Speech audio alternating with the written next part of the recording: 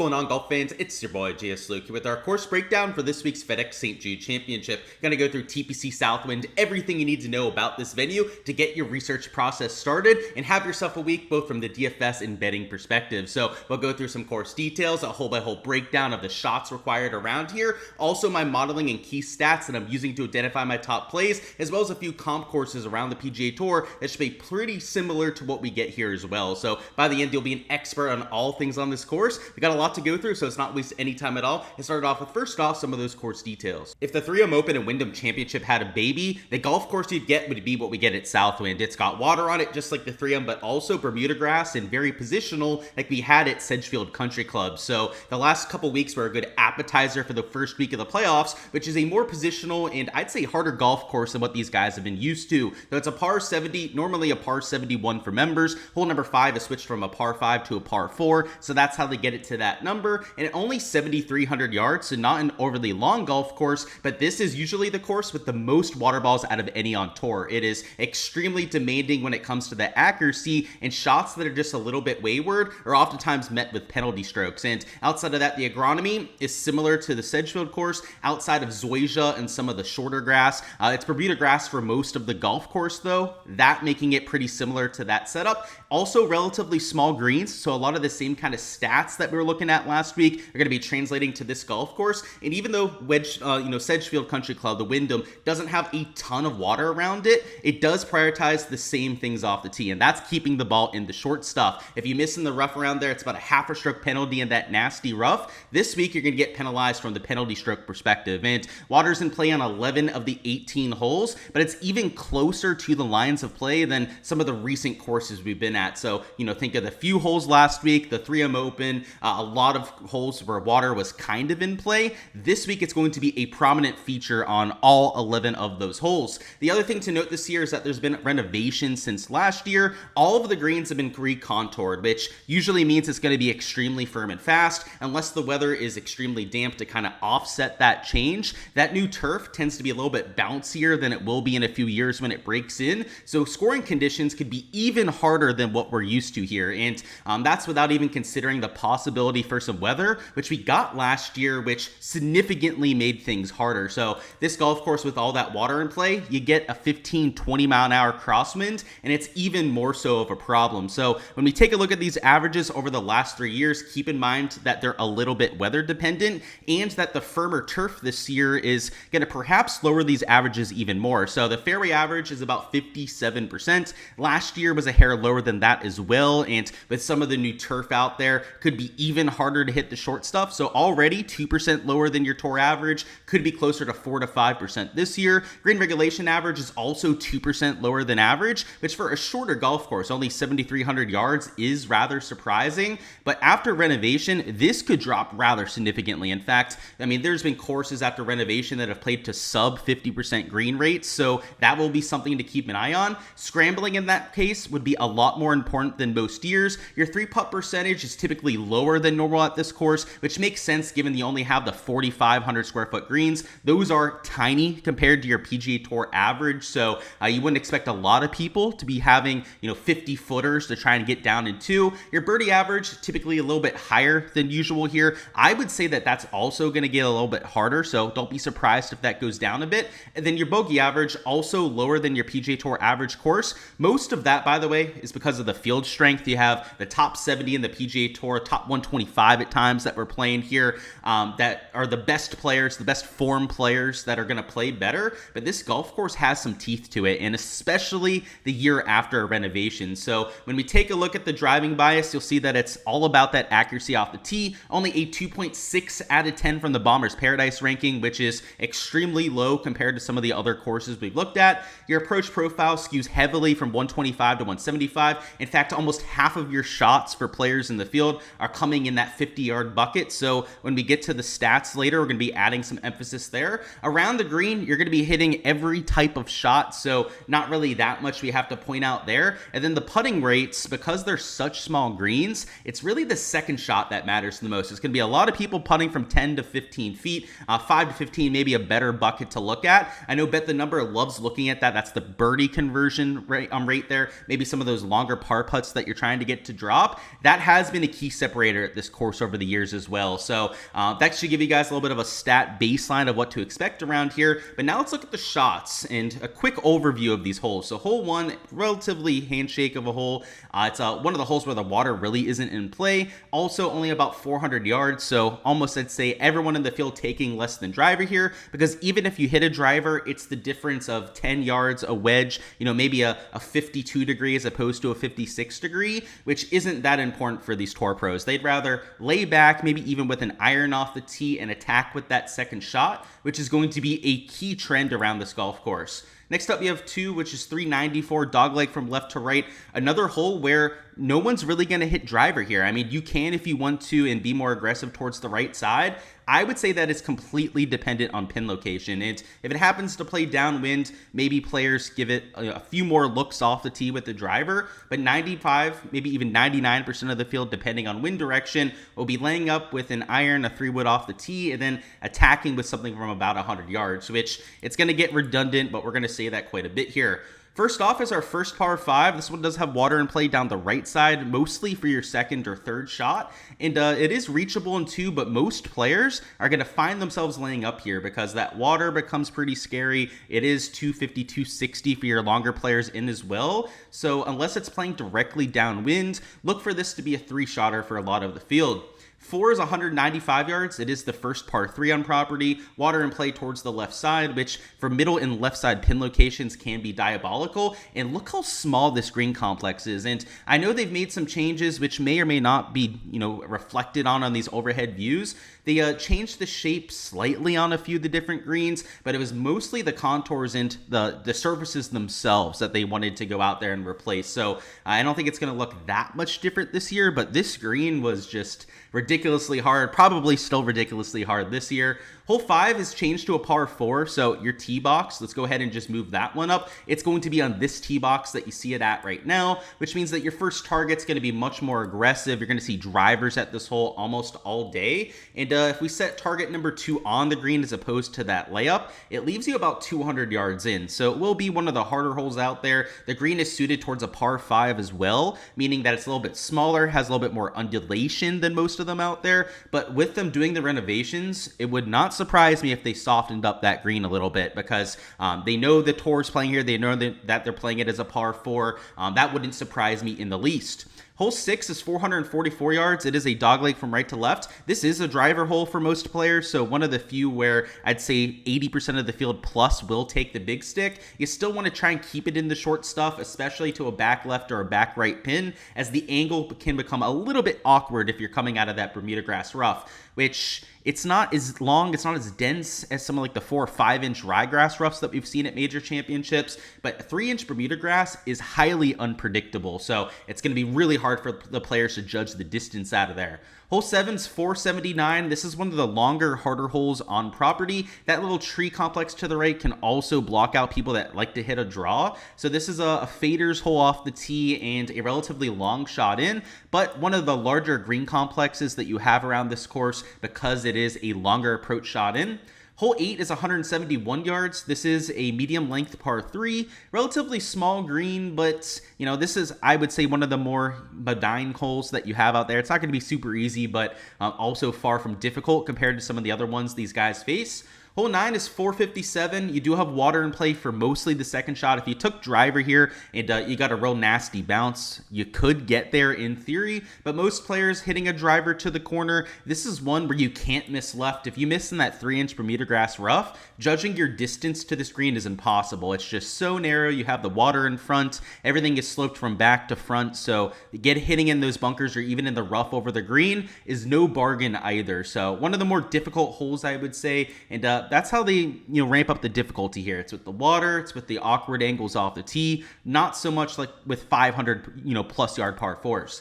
10 is 458. This is another relatively easy hole to start. This is a handshake where most players are hitting a 3-wood off the tee, something like a pitching wedge, maybe a 9-iron in, depending on the pin location. 11 is 160, so this is a very short par 3, but it is an island par 3. I guess it depends on the pin location. When it gets close to the water, it can play about even par. Easier pin locations, though, will play under par because it's a 9-iron for most players. 12 is 404 yards. That is a dogleg from left to right. This is maybe the most difficult tee shot that you have on the golf course. It's all carry over the water. Then you have those cross bunkers through the fairway, which will collect balls. And then the second shot, depending on the angle into the pin location, could also bring the water in play there.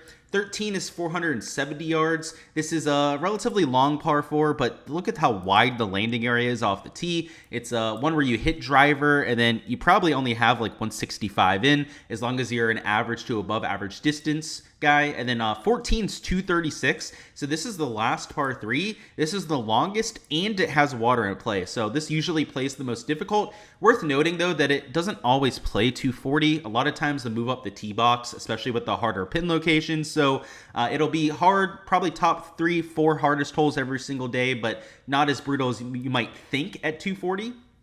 15 is 394, dogleg from right to left. You have to lay up here. There's really no incentive to go for it unless they move up the tee box, which they've done once in the past. They moved it up to like 300 yards and people went for it, but I would not expect to see that unless they really shake things up. 16 is 529. This is a par 5 that you can reach in 2. It's extremely scoreable for these players. And yeah, you've got to make a birdie there, especially with how difficult the rest of the course is. 17 is 488. This is an uphill shot for your second shot, but overall, I would say, yeah, it's one of the harder holes out there, but these wide landing areas and these massive greens on the longer par 4s are by design. You know, the shorter holes, the more positional ones are going to have the smaller targets, but it really makes a difference compared to some of the major championship courses where they don't give the players as big of a target to attack. And then finally, 18 is 453, dogleg from right to left. You know, this might be the second hardest tee shot, I would say, just because it's a slightly wider landing area and you don't have to hit driver here. You know, if you hit less than, you know, a 3-wood even, if you hit an iron off the tee, you're still going to have like 175 in. And the green complex is also not as difficult as some of the other ones on the course. So it's still very hard. You have water in play for both shots, especially with any sort of pressure coming down the line trying to win an event. But yeah, the playoffs that we had here at hole 18, I know Cantlay was in that one. There's been a few over the years. It's a fun hole to be playing back-to-back for a playoff format. So overall, pretty solid golf course, more positional as you guys can see, and some small targets that players have to hit, which speaking of, gives us an idea of what we're looking for in our play. So we've got our modeling up here. Let's go through our key stats and exactly the kinds of metrics that are funneling players towards the top of my model. We've got the regular shots gained metrics here on the very left. That'd be your off the tee approach around the green and the putting. You can see I'm looking at the last 24 rounds. That's what the L24 means. And form heading into an event is always crucial. And, you know, you can choose to incorporate it as little or as much as you want to, but form in some aspect should always be in your shots gained model. And for specific golf courses, we're going to add things on top of that to cater the model for that specific week. But when we look at form, especially off the tee and approach form, that is also a factor that can really pump people up in my model. So for example, best off the tee players lately would be your Gotterups, your Jake Knapps, Kevin Hughes, gaining about 3/4 of a stroke per round, even up to a stroke per round with Gotterup. But Pot Geiter, Stevens, Matty Schmid, Corey Connors, all worthy of a little bit of a boost as well. And, you know, we're going to talk about the driving accuracy later. That will be the more important aspect. But if you're long and straight off the tee, like Knapp, Kevin, you have both been relatively accurate lately. Sam Stevens as well. That is going to be a deadly combination around this kind of golf course. Let's go to the approach play next, which iron play, probably the most important stat that we have for any golfer. It's the most consistent category from round to round to event, even month to month on the PGA Tour. It's also how you set up all of your birdie looks. It's how you avoid some of the nasty around the green shots that you have at TPC Southwind. Number 1, Scotty Scheffler. That's why he's world number 1. That kind of consistency, that, you know, being able to lean on the iron play every single round out is why he's the best. But Shane Lowry, Kurt Kitayama, Victor Hovland, Daniel Berger, all worthy of a few extra looks as well. And my guy Daniel Berger, by the way, has the most elite course history that you could possibly imagine. Hasn't played here much recently because of his time off, returning from injury, not playing back to what he used to. But the last 2 times he's played here, he's gone 5th and 2nd. And you may go, oh, that's pretty solid, but I guess that's not earth-shattering. Well, he went win and win before that. So back-to-back winner in Memphis, loves this golf course more than I'd say just about anyone else in the field. So $7,800, some approach play heading in. Maybe that's a name to keep an eye on. But Akshay Bhatia, also Ryan Fox, Hideki Matsuyama, Ludwig Gobert. being well into the positive with your iron play is a necessity to be somebody that I'm really counting on this week. And then the short game categories, you can't overlook those as well, particularly with the tiny greens at this golf course. Around the green is probably more important here than it has been for the last 2 to 3 months. So it's over 10% weighting in my modeling this week. You also got putting. So we're going to look at some specific putting on Bermuda grass as well. That, of course, is the surface of the week, but regular form heading in is also something to consider. Cam Young, by the way, in that first ever win, he went batshit crazy on the green. So, and for the year, he was top 15 in putting heading into that week. So these putting guys, you're always going to give a bump to as well. But these shots gained metrics are usable at any golf course. They really don't give us an idea of the Fedex St Jude Championship. Where it gets a little bit more interesting is with the last 3 categories here. So let's go with driving accuracy first. This is a positional course. Avoiding the water is a massive thing that you have to do. It's pretty obvious, but keeping yourself out of that 3-inch Bermuda rough into tiny greens is arguably just as important. So these guys like Aaron Rai, Griot, Morikawa, Corey Connors that can lean into the accuracy and hit the ball a long way are going to have wedges in play for at least half of their holes, which is massive. Yet on top of that, if they lay up on the par 5s, it could be 1 or even 2 extra ones right there. That's why this is, in my opinion, the most important stat when we have the ball striking this week. So in Aaron Rai, a lot of those top level finishers are going to get a boost, but if we can add distance on top of that, I mean, distance is always helpful. Those are a lot of the players that, regardless of form, have played extremely well here. So off the tee, probably the main thing you guys want to focus on. Also with your approach play, you can't sleep on that either. There were a ton of shots from 125 to 175. In fact, 8 of the 18, so almost half of them coming in that proximity bucket. So if we want to narrow down our stats on any specific iron approaches, it would be right there. So we've got Cantlay, Goddard, Wyndham Clark, Kurt Kitayama, and Fitzpatrick really excelling well there. The kind of players that are going to have shots in their wheelhouse this week. So another way to try and find some good course horses. And then Bermuda grass putting, that is trying to cater our course towards the agronomy perspective. And we've got Sam Burns, Bermuda Burns, number 1 in the category. No surprise there. Matty Fitzpatrick also really good on Bermuda. But all of these players towards the top, if you can marry up some short game with those ball striking stats that we're looking for, then those are going to be people that are popping towards the top. So for example, Sam Burns, number 3, Matt Fitzpatrick, number 1. In fact, if we sort this by our top 10 in the model, Scottie Scheffler surprisingly not number 1. Fitzy knocked him off there, which is kind of crazy. Scotty's number 1 in my heart, though. We all know that he's by far the best player in this field. Reason for it, though, if I had to take a look at our modeling and kind of critique it, is the Bermuda grass putting. He's not always the best on these grainy surfaces, so I guess that would be the argument against a Scottie Scheffler on a week like this, but I think betting against Scotty, the GOAT at this point, might be a little bit of a fool's errand. But if you look at the rest of this top 5, top 10, you've got a few form guys like maybe a Goddard showing up there, Kitayama as well.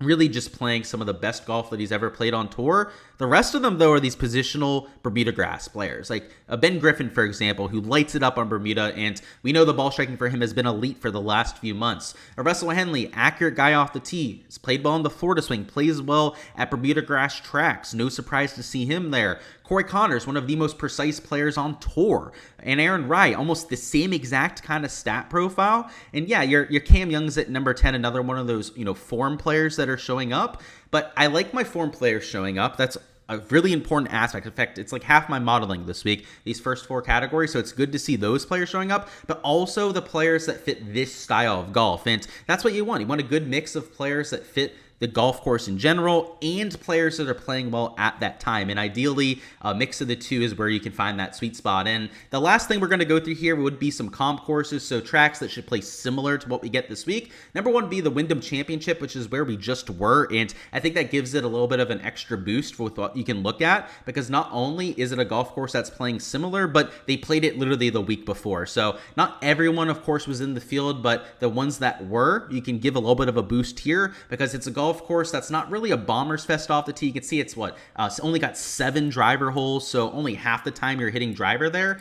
It's only a 5.1 out of 10 in the bomber's paradise.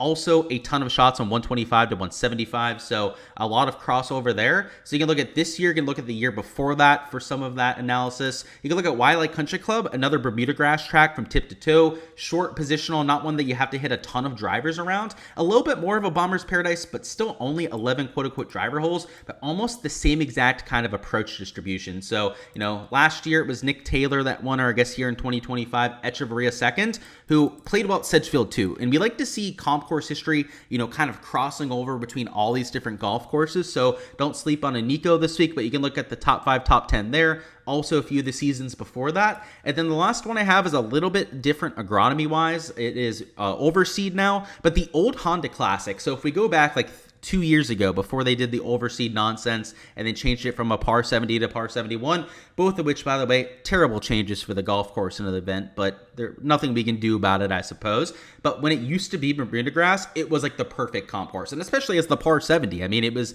this almost the same exact length, same exact setup as what we have for this week. Lots of layup holes, a bunch of water in play, can get windy and difficult. Last couple years, I think it's still an okay comp. I mean, the ball striking, the kind of shots required are almost the exact same between the two golf courses. A lot of short, more positional holes off the tee, a lot of shots on 125 to 175.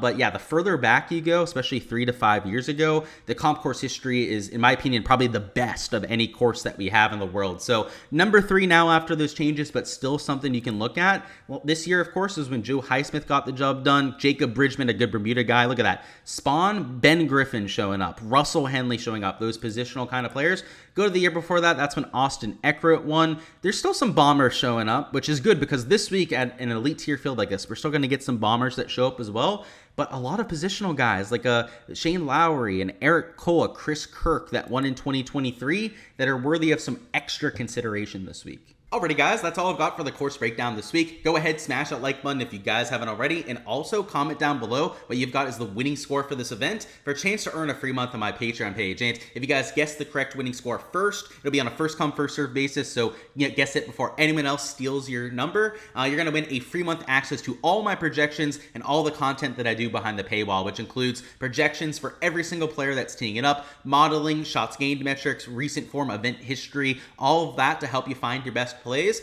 and underdog and prize pick stuff, prop averages for this golf course, all of the content that you guys see me using in my videos.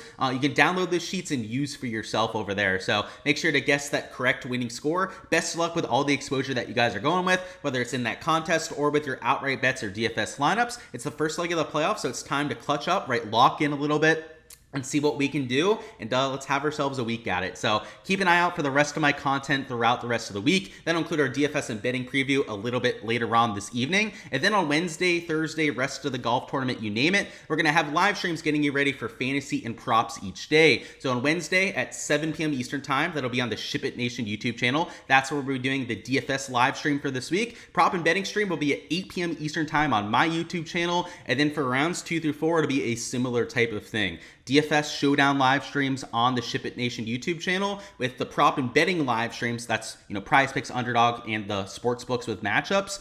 That'll be for rounds 1 through 4 on my YouTube channel. So subscribe over here. Make sure you subscribe to the Ship It Nation crew as well if you guys haven't already, so you guys can catch all of my content over there. But that's all I've got. Best of luck with everything that you guys are going with, and let's have ourselves a week.